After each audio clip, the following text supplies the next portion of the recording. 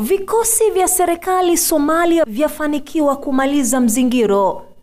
Vikosi vya serikali pale Somalia vimefanikiwa kumaliza mzingiro wa saa takribani 6 uliofanywa na wapiganaji katika gereza kubwa lililoko karibu na ofisi ya rais katika jiji la Mogadishu kwa kuwaua washambuliaji wote takribani 7.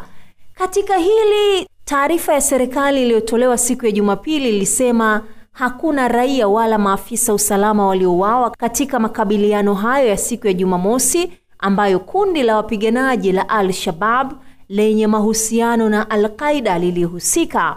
Serikali ilibainisha hakuna mfungwa yeyote aliyeweza kutoroka kutoka gereza la Godka wakati wa shambulio hilo. Somalia imekuwa na utulivu wa kiasi fulani katika miezi ya hivi karibuni ambapo vikosi vya serikali vikisaidiwa na wanamgambo wa ndani na wanajeshi wa Umoja wa Afrika wakiwasogeza wapiganaji wa Al-Shabaab kutoka maeneo kadhaa ya kati na kusini mwa Somalia.